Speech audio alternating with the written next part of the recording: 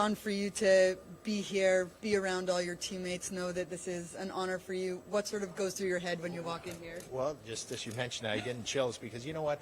We haven't seen these guys forever. I mean, I just Shanny showed up, and Dano's Dano always, Aaron Broten, and so there's a few of the guys that really means a lot to me. And I think the Cups were awesome, but I mean the '88 team that played in the '88 team that played in the '80s when we were a struggling hockey club. So it's very. I think it's going to get emotional just kind of remembering, but it's a great honor.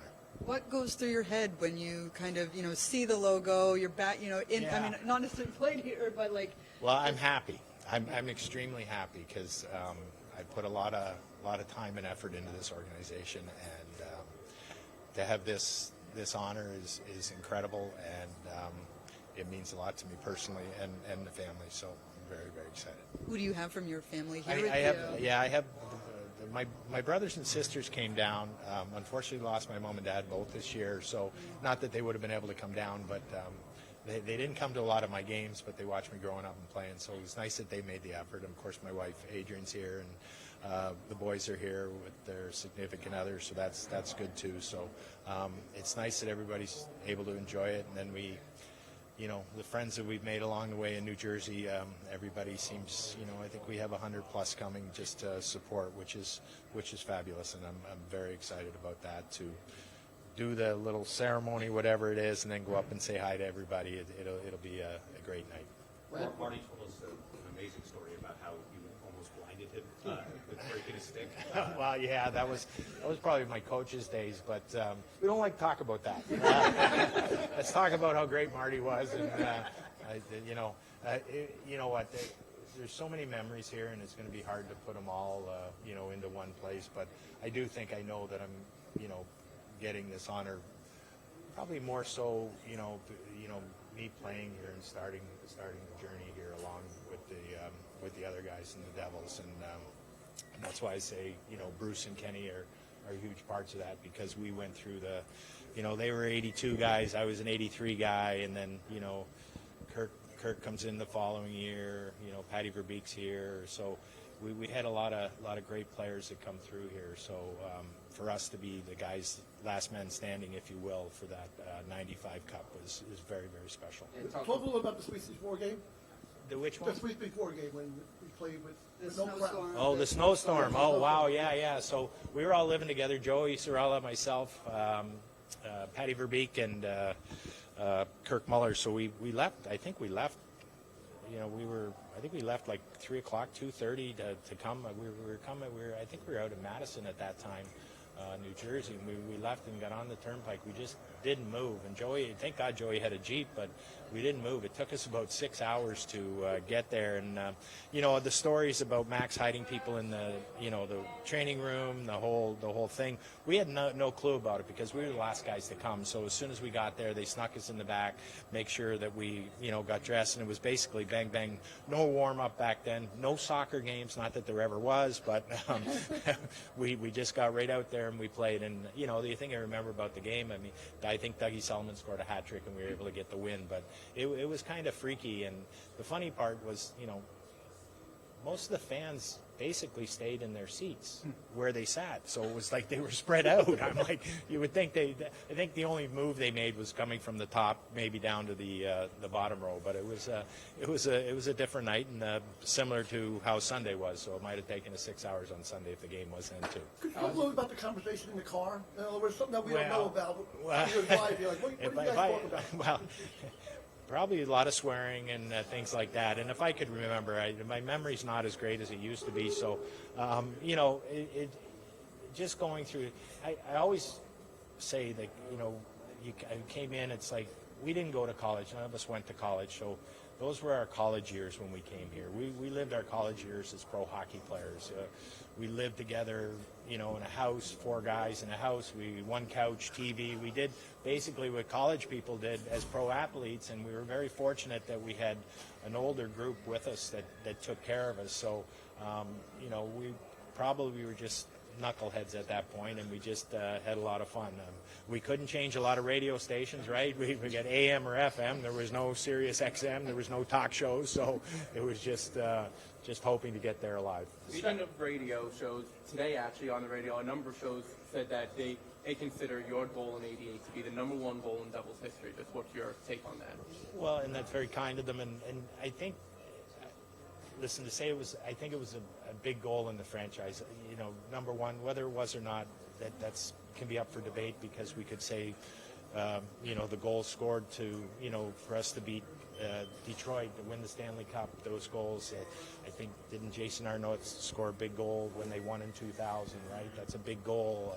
You know, 03, Mike Rupp scored big goals for us, and, you know, Jeff Friesen, I remember that, you know, coaching. So I think it was an important goal for the franchise in the fact that we had arrived. Lou came in, we arrived. We put a stamp on, hey, we were looking for something, and we kind of found it. And we went on a great run in the playoffs that year. What got lost is that we beat the Islanders in the first round, the Washington in the second round, and then went, I think it was 7 games with Boston. And so we almost were in the Stanley Cup Finals, going to play the Edmonton Oilers. So we had a pretty good run, and we had a great team. And you know, you kind of look back, and I was looking over the roster, and I'm like, I think there's 10 guys that won Stanley Cups on that team, from that team. There was 3 that stayed with the Devils, Bruce, myself, and Kenny, but everybody else won. Kirk went to Montreal. Kirk won in Montreal. Shanny won in Detroit. Pat Verbeek won in Dallas and Detroit. You know, so you go down the list. Dougie Brown won in Detroit. So the players that were there, it was a high-character team with talent, and then the support group was there, was just a high character as well. Describe the emotions from the '95 of you three, Dano, Driver, you guys lift the cup in the room together, the famous picture, but the emotions as well in '88 when you score, like full circle moment. Yeah, it was definitely a full circle moment, because we went through a lot, and you know, the emotion, Dano, we all love Dano. God bless him. And, you know, he's in there. He remembers the stories. He remembers everything about the game and about the team, which is awesome. We love him telling stories. But he said, it's like we won the Stanley Cup. And I go, yeah. I feel the same way when we did it, because we were on such a so focused at that point. You know, we're staying in a hotel. We knew nothing could go wrong. We needed the goaltending. Sean Burke was playing unbelievable for us. Bobby Sauvé came in, got a huge tie for us in Buffalo against his old team, which we needed that point. And we just went on such a run, and it was just kind of let everything go after that game. We were hugging, and you know, it looked like we won the Stanley Cup. And then the funny thing is, how did we regroup? And I give a lot of credit to Jim Schoenfeld. He got us to regroup, and he kind of played on that belief system. And you know, we were playing the Islanders. The Islanders, pretty good hockey club. They're not far removed from winning 4 Stanley Cups. They still had some you know, good players there. You know, Potvin, Dennis was I think it might have been his last year, but Patty LaFontaine's there. So they had a great team. So we just had that belief, and we just kept going with it, kept going. And it's a credit to the team that we had, and I think Lou and I think Shoney was a big part of that. Do you feel a sense of accomplishment?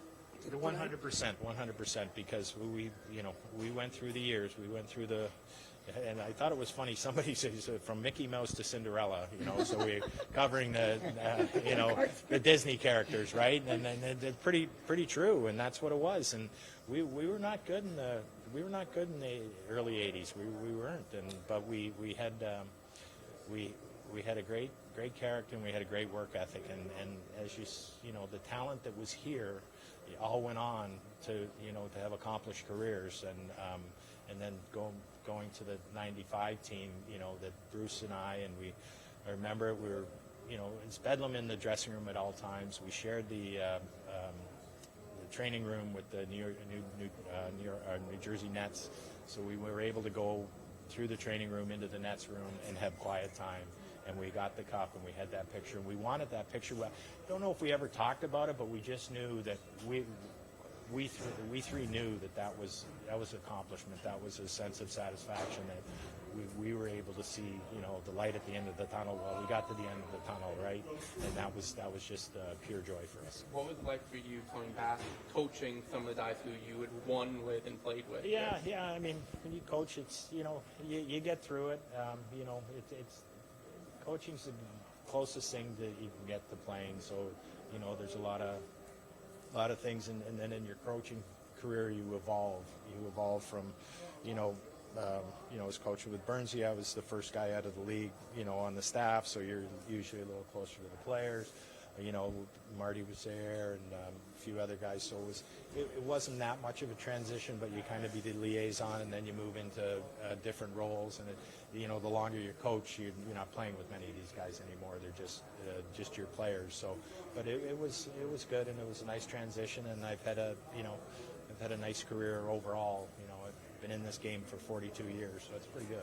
Will Lou ever have a lighter side? Lou? Lou ever? Tell us about his lighter side. Because everybody knows about the other side. Nope. Nope. So the answer is no. John, can you give us your favorite Ken Danico story? My favorite. Well, I was thinking, because we talked about it, because Dano, and he's always confident in everything. The game in Chicago, he scored the first goal, right? It was a slapper from the point. Kirk makes a great pass to him. He takes the slapper. We tease him all the time. He was a great player. His first-round pick. He was a good player. He had put up points and things, so he scored. But he always would get so excited after he scored. And I'm pretty sure it was that game that he came over, and it's like, I think Shoney wanted him to go back on the ice, and he's like, no, I can't. I'm too nervous. You're going to take me off. It's like, you just scored a goal, but he's like, I can't. Because he's so high-strung. He's always rocking. He's ready to go at all times, whether that be, hit, fight, whatever. He's always ready to protect us and play, and he played with such emotion that it was so fun for us. And his stories are, some printable, some not, but they're always funny. Thank you, John. Congratulations. Scott, what's it like for you to be here on another occasion celebrating a former teammate and just, being here with all the guys in there? Well, it's great. It's great to see these guys get recognized and for what they've done for the organization, what they've done for the team.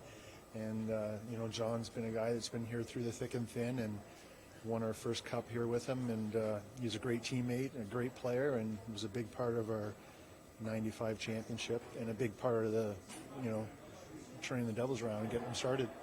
How impactful do you think that is for him to have been here through, those early lean years and then sort of reach the top, right? Well, there's no question it has to be really rewarding to start at the lowest and build up and make the playoffs the one year you had the big goal, and then to finally win the Stanley Cup in 95. That's the way you want to do it if you're drafted to that organization. That's the way John did it to win his cup. What do you have a favorite memory or something that stands out to you when someone says John MacLean?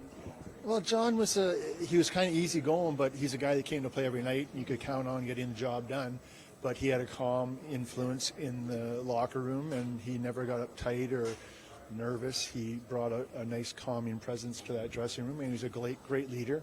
I mean, he scored over 400 goals, over 800 points. I mean, 400 goals, that's hard to do. So he was a heck of a goal scorer, but he could play any situation. He could play any role. You want to put him in third line and have him check. He could do that and still score 20 goals. And, any situation he could play. Scott, how impactful was he in the cup winning run you had with him as an assistant coach? How impactful was he? Well, I mean, like I said, he has a calm presence and he knows the game. He's a very intelligent hockey player, and he brought that to his coaching. And he was a great coach, knows the game well, and a great teacher. You mentioned his leadership. Just what was his leadership both on and off the ice like specifically? I think lead by example. Come to play every night. The guy you can count on as a teammate. Those are the type of teammates you want, and that's what he did. He was a low maintenance guy. He, like I said, knew how to play any situation, and he play any situation. And he came in as a goal scorer, and there was times where he changed his role, but he accepted it and did it very well, and still produced and scored goals. But maybe more in a checking role. And those are the type of teammates you want, guys that make sacrifices and commitments to winning. The Devils team is always known for defense, but has the offense in some ways been overlooked? Absolutely. I think so. I mean, they just look at us as a defensive-oriented team. But there's no question. I think there's a few years we were second highest or highest scoring team. So, you know, we kept the goals against down, so we didn't need to score many goals. That's what Jacques Lemaire would always say. He says, hey, if you only give up one or two, you only need three or only need two, and he's right. So that's the way we played the game. We respected the defensive side of the game, and we scored when we needed to score, and we were very comfortable winning low-scoring games, and there's nothing wrong with that. When you do it throughout the whole regular season, it becomes easy winning 1-0, 2-1, to do that anytime, especially when it comes playoff time. Every Johnny Mac shot, what kind of shot did he have? How was it to face it back? His shot was lethal. I mean, he could score off the wing from distance. He could score from close in. He could score from bad angles. It was almost funny. We'd always laugh at him where he'd shoot the puck from, but he found a way to score. He could be on the goal line, and he'd put it on net, and he'd find a way to put it in. He had a sneaky shot, a very good shot. How rewarding is it for a guy like Johnny Mac, especially we talked about the lean years early on, to win the cup at home in that building for those guys? Yeah, it's amazing. I mean, like I said, that there's nothing better than being drafted to a team and staying through the tough years, and then finally reaching the pinnacle and winning a Stanley Cup. And, you know, the Danos did it, MacLeans did it. So it was great to see. And he was a big part of the 95 win, a real big part. Played in the first line, and he scored some big goals. Back to you in '95, you have the championship celebration in the parking lot with fans there and everything else. Just think back to what that moment meant like for you guys as an organization. Well, we were proud, you know. We were kind of always the underdogs and second fiddle here in New Jersey, so we were proud, and, you know, the fans were proud of us, and they were really grateful, and that means a lot. It means a lot bringing the first cup to New Jersey, and like I said, the fans were really appreciative of our work and what we did. Rookie year, I didn't play with John, and then about halfway through my second year, they put me with him. And I just, you know, he and Patrick Sundstrom really were instrumental in just their leadership on the ice in practice really changed the way I approach the game. John specifically was a shooter. He was a trigger guy, but he did everything that you had to do on the ice. It wasn't like he said, here's my role and this is what I do, and you guys forecheck, or you guys back check, or you guys throw the body checks. He was an all-around player. He had a really unorthodox shot, but he got it away quickly. You learn from watching him shoot the puck that it was very difficult for goalies to read, and he was just all effort, all out, all the time. How good was that line, you, Sundstrom, and Johnny? Well, I'll give all the credit to Patrick. When are we doing the Patrick Sundstrom night? Because I mean, he was great. He was Peter Forsberg before Peter Forsberg. Maybe not the mean streak, but Patrick Sundstrom was unbelievable. And that line, it's unfortunate that his career, really ended early because of a back injury. And I was just so grateful to be put on that line. I think Mark Johnson got hurt about halfway through my second season, and they asked me if I'd ever played left wing, which I said I had, which was a lie, because I just wanted to play with John MacLean and Patrick Sundstrom so bad. And they were great. I mean, they were in both of my ears, teaching, correcting, and demanding a lot. And it was a great line. It was a fun line. If Patrick Sundstrom would have remained healthy, I think a lot more people would know the name Patrick Sundstrom. As a rookie for that game in Chicago, just, you know, how nervous were you and the rest of your teammates going into it, knowing what was on the line, and then what was your reaction, obviously, when you see the puck go in the net? Well, it was not just that game; it was the whole lead up, and it was three teams trying to get one last spot, and all three teams, I think it was the Devils, the Rangers, and Pittsburgh, were all playing really well and winning every night. And even on that particular day, I think our game was the last game of the day, and everybody's scoreboard watching and realizing that a tie wouldn't be enough and that we had to win. So it was a great relief to win it, but what was even more important was, you know, coming out. And I didn't even play in that game. Shoney told me I took too many stupid penalties. But I was a bit player. I was a rookie. I was watching these guys, but John MacLean, it wasn't just one game and it wasn't just one goal. It was a tear that he went on, and it really changed the direction of the organization. It started with John MacLean. You talk about that run in '88 where you guys get in the playoffs. It's your rookie year, but to go that far in the playoffs, to get up against Boston, go to Game 7 in that run, beating the Islanders and the Capitals along the way, what did that mean for this franchise, the group together, just to build on that? Yeah, like I said, for a lot of us, it was just a shifting a narrative about the organization. We were aware of comments that were made about the organization in the past, so it wasn't just enough to make the playoffs. That first round against the Islanders, they were obviously coming to the end of their dynasty. With all due respect to them, we were just younger and hungrier at the time and healthier. They had some key injuries, so it was a lot of fun. How crazy was it just being part of, as you said, the Boston series, but especially the Yellow Sunday game on Mother's Day? Oh my God, yeah. Is that what they call it? Yeah. The Yellow Sunday. Oh my God. Yeah. I don't know. I can't even believe that stuff happened. Or that we actually played in that game. I just remember Dano in the dressing room when they walked by with the yellow jerseys on, and Dano, who's a pretty funny and loose guy, stood up and yelled like this can't happen. Dano was trying to, of all people, was trying to preserve the sanctity of the game of the NHL. So we were just young enough and dumb enough to just go play and win the game. Thank you, Kenny. Appreciate it. Is it nice to be here for someone else this time, too? I know we've talked to you last year, but to celebrate someone else this time?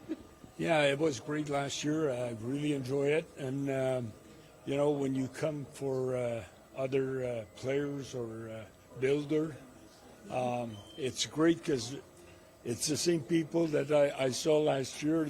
They're here again. So we can talk and, about the past, and it's been great. What are some of the memories that come to your mind when you think of John? First thing is John was a guy. First thing comes to my mind. He's a guy that loves the game. He wanted to play. He wanted to be on the ice.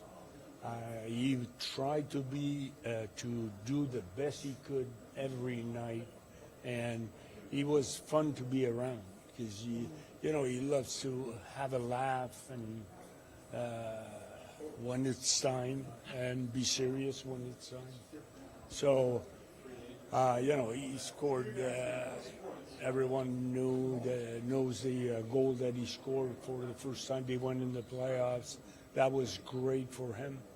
And, when I coached him, he scored, despite of 1 year that he had injuries, he scored a good amount of goals for us. He was a guy with, a funny way of scoring, but he was the type of guy that looks on the left side and shoot on the right side, or look low, shoot high, or the opposite. So I love the way he was shooting because everything was thoughtful when he shot. So no, it was great. Easy. Like I mentioned, he loved the game so much. He was easy to coach. All these guys that loved the game, Neil Meyer and Broten and Stevens, you can name probably All the guys in the room. probably, yeah. There too. Yeah. What was one of your favorite moments with Johnny off the ice, away from the rink? Well, I didn't. I wasn't close to the players off the ice, not that much. But I could see that the other players, they like to be around them because you know, he was bringing something, you know, joy of playing the game and satisfaction of playing in the NHL, and you know, he had a lot of pride of that to make the NHL, and you know, like I said, he was fun to be around. You talk about his presence during '95 when you guys went on that cup run, win the first time, winning back in Jersey against Detroit, the big goals that he scored, his calming presence on the bench. Just talk about his leadership during that run. Yeah. Well, I know it's his day today, but I have to say, when you go out and you get on a run like we did in the playoffs, you need everyone. So Johnny was part of that. He scored, I don't know, he scored quite a bit of goals in the playoffs. But we had, you know, it was everyone that did. It's not, I don't remember one guy in particular, but I remember the whole team. How hard they played, how everyone was on the same page, working for that same goal. You said to us last year that there was a little bit of reluctance on your part to get into coaching. Did you ever see that out of Johnny? Or, you know, obviously he then became a coach in his own right after his playing days. I wasn't surprised. I wasn't surprised at all. He's you know, he was a player that knew how to play the game and knew how to get success. And no, he could play every time you put him on. You could have confidence that he would do the job. Thank you. How are you? Good. How are you doing? I'm doing good. So, what's it like to be here? Well, it's a little surreal to be back here in an arena. I don't frequent arenas too often nowadays, but I mean, like, how long was it? I started here in '80. Well, I came here when the team came here. I came from Colorado when the team came here, so '82. So, you know, it's been 40 years of being away. Well, I left here in '90. I got traded away from here in '90, and I've been back a few times. But it's fun. It's a great opportunity to come back and honor Mac, who I played with for like 8 years. So it's been awesome. Do you have a favorite memory of him that sort of comes back to you as you guys, you know, get together again here? Well, I guess everybody's favorite memory, well, especially for me, probably is the goal he scored in overtime in Chicago. That's the one that sticks out to me because I wasn't here for any of the Stanley Cups. My brother Neil was for the '95 Cup. So, yeah, that's the memory of Mac that sticks out to me is that goal. And you kind of forget it a little bit sometimes, but then when I went online and I Googled and I watched it a few times, and again, I'm like, oh yeah, that's what happened. And so it was cool. It's cool to see that happen. What was it like watching this team from the beginning when it came to New Jersey, when you guys came to New Jersey, being obviously labeled as certain things, and then to go on and, you know, make the playoffs and see what the franchise has become? Well, I mean, it was tough sledding back in when we first came here, and we got beat up a lot, and you know, things didn't start out good, and we had a lot of losing seasons, but you know, management did a good job of drafting young players and a lot of really good young players, and even some of them like Brendan Shanahan, who's here, who was a great young player, but they got rid of. You know, some of them got away, but they just kept building and building, and we got better and better. And you know, like a lot of franchises, if you got proper management, and when Lou came, you know, he probably put us over the top. And we ended up making the playoffs that year. But, you know, it was a struggle, and it's not fun to lose games. And most guys that end up in the league don't come from places where they lose very much. And that was me. I had come from a Minnesota high school team that didn't lose much, a college team that barely ever lost, and then all of a sudden you're playing in the NHL and you have a losing record. So it's kind of tough to keep plugging along, but we did, and things turned out good for the team from '95 on. I guess they've done really well. Thank you.